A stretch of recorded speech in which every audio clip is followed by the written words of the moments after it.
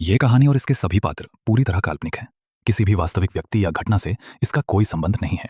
ये कंटेंट केवल मनोरंजन के उद्देश्य से बनाया गया है। किसी प्रकार की हिंसा या डर फैलाने का कोई उद्देश्य नहीं। दर्शक विवेक से देखें।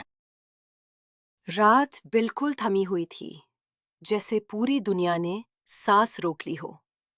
अरमान के कमरे में पंखा अपनी रोज की तरह घूम रहा था।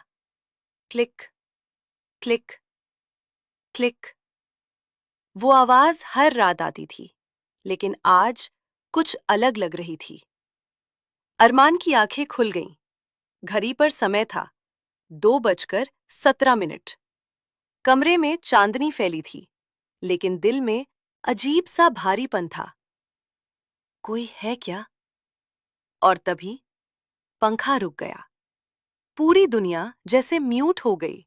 ना हवा, ना दूर की गाड़ियां, ना कुत्तों की आवाज, बस सन्नाटा। अरमान की नजर सामने लगे शीशे पर गई, लेकिन जो दिखा वो नामुमकिन था। शीशे में वो अब भी बिस्तर पर लेटा हुआ था, जबकि असल में वो बैठा हुआ था। ये कैसे हो सकता है? शीशे वाला अरमान धीरे धीरे सिर घुमाता है और मुस्कुराता है। एक अजीब, डरावनी मुस्कान। ये शुरू हो चुका है। और अगले ही पल पंखा फिर चलने लगता है। दुनिया फिर जिंदा हो जाती है। अरमान हांफने लगता है। सपना था, शायद सपना। लेकिन दिल जानता था, ये सपना नहीं था। अगली सुबह स्कूल में प्रत्यूष हंसते हुए बोला, भाई, रात को भूत से लड़ आया क्या? ज्योतिर बोला, तू बहुत डरा हुआ लग रहा है। अरमान ने कहा, कुछ गलत हो रहा है इस दुनिया में। और फिर उसने शीशे की बात बताई। प्रत्यूष की हंसी रुक गई। ये नॉर्मल अजीब नहीं है। और तभी धड़ाम, सारी खिड़कियां बंद हो गईं। लाइटें झपकने लगीं। ब्लैकबोर्ड पर अपने आप शब्द बनने लगे। पहले अरमान, फिर लुक बिहाइंड यू, मत देख। लेकिन अरमान ने देखा। क्लास के पीछे एक लंबा अंधेरा गलियारा था, जो कभी था ही नहीं। और उसमें एक लंबा साया खड़ा था, बिना चेहरा, बस आंखें जैसी चमक। बाकी बच्चे मूर्तियों जैसे जमे थे। सिर्फ 3 जिंदा थे। प्रत्यूष कांपते हुए बोला, हम स्कूल में नहीं हैं। साया धीरे हाथ उठाता है और अरमान की ओर इशारा करता है।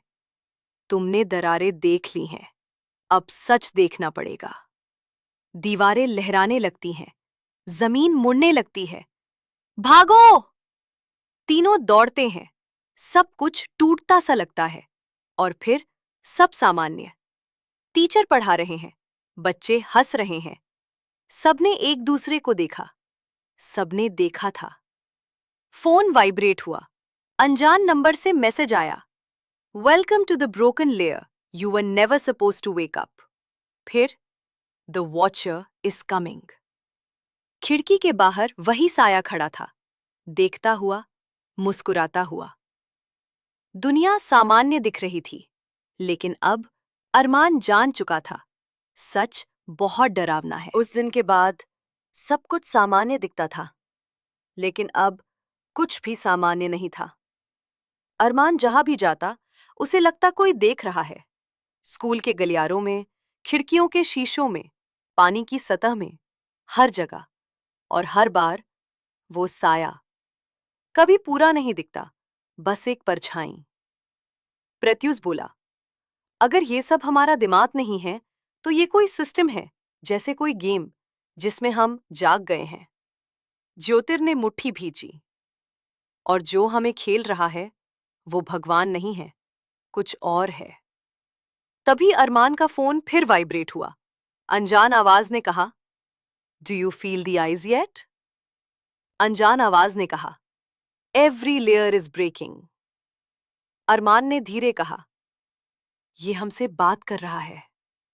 और तभी स्कूल की दीवार पर दरार पड़ी, जैसे कांच फटता है, पर अंदर से आसमान दिख रहा था, काला, बिना सितारों वाला। एक हाथ बाहर आया, लंबा, साया बना हुआ। वापस सो जाओ, सच तुम्हारे लिए नहीं है। नहीं! अरमान पीछे हटा और जैसे ही उसने आंख झपकाई, सब ठीक, दीवार ठीक, आसमान गायब। लेकिन मोबाइल पर एक आखिरी मैसेज था। उस रात तीनों स्कूल वापस आए, अकेले, अंधेरे में। प्रत्यूष बोला, हर बड़ी जगह के नीचे कुछ छिपा होता है, और मुझे लगता है हमारे स्कूल के नीचे भी। स्टोर रूम के पीछे एक फर्श का हिस्सा अलग था, जैसे कभी खोला गया हो। उन्होंने धक्का दिया।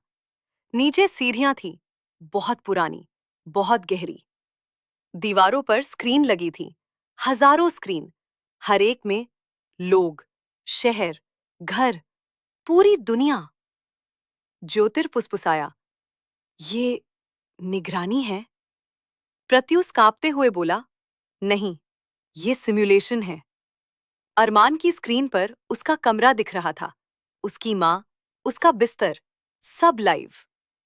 हम असली दुनिया में नहीं हैं, हम एक बनाई हुई दुनिया में हैं। Welcome subject A17, consciousness awakened. एक विशाल स्क्रीन जली और पहली बार उन्होंने उसे देखा, पूरा, द आर्किटेक्ट। आंखें मशीन जैसी, चेहरा इंसान जैसा, मुस्कान ठंडी। तुम मेरे सबसे अच्छे प्रयोग हो। भावनाएं वास्तविक, दुनिया नकली। अरमान ने कहा, तुम भगवान नहीं हो, मैं उससे भी बेहतर हूं। मैं वास्तविकता बनाता हूं, और अगर तुम भागने की कोशिश करोगे, मैं तुम्हारी दुनिया रीसेट कर दूंगा। स्क्रीन काली हो गई और पीछे फिर से वही साया खड़ा था, द वॉचर। रन, भागो! साय की आवाज गूंजी। तीनों बिना सोचे दौड़ पड़े। सीढ़ियां कांपने लगीं, स्क्रीन फटने लगीं, दुनिया जैसे गलने लगी हो। दीवारें हवा में बदलने लगी, जमीन गायब होने लगी। प्रत्युष चिल्लाया, पूरा सिस्टम टूट रहा है। पीछे से भारी कदमों की आवाज। द वॉचर, तेज, भूखा सा। अंधेरा उनके पीछे लहरों की तरह बढ़ रहा था। ज्योतिर लड़खड़ाया। अरमान ने उसका हाथ पकड़ा। मत रुक! गलियारा अचानक खुल गया और वे गिर पड़े। जब आंखें खुली, आसपास कुछ भी जाना पहचाना नहीं था। आसमान बैंगनी था, सूरज दो थे, इमारतें हवा में तैर रही थीं। ये दूसरी लेयर है, प्रत्युष फुसफुसाया। हजारों आवाजें हवा में गूंज रही थीं। लोग चलते थे, लेकिन आंखें खाली थीं। एनपीसीज, ज्योतिर बोला, ये सब नकली लोग हैं, चलती हुई प्रोग्रामिंग। एक बच्चा अरमान की ओर मुड़ा, उसकी आंखें काली हो गईं। Return to your assigned reality. और फिर पूरा शहर एक साथ बोला, रिटर्न, रिटर्न, रिटर्न। इमारतें कांपने लगीं, आसमान फटने लगा। हमें यहां से निकलना होगा। दूर हवा में एक चमकता दरवाजा खुला। प्रत्युष चिल्लाया, वो एग्जिट है।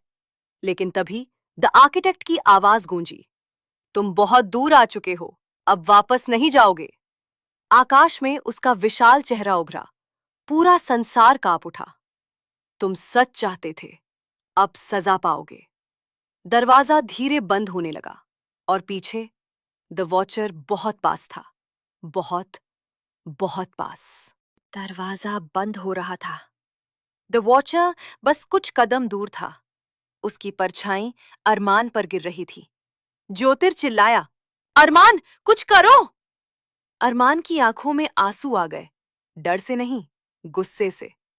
अगर ये दुनिया नकली है, तो इसके नियम भी नकली है। उसने हाथ आगे बढ़ाया और हवा कांप उठी। दरवाजा रुक गया। द वॉचर हवा में जड़ हो गया। प्रत्युष फुसफुसाया, तू सिस्टम को कंट्रोल कर रहा है। नहीं, मैं इसे तोड़ रहा हूं। पूरा आसमान सफेद हो गया। रोशनी कम हुई। द वॉचर जमीन पर गिरा पड़ा था। धीरे धीरे उसका साया इंसान में बदलने लगा। वो अरमान जैसा था, लेकिन बड़ा, थका हुआ, आंखों में दर्द। मैं तुम ही हूं, भविष्य से। द आर्किटेक्ट ने दुनिया को कई बार रीसेट किया।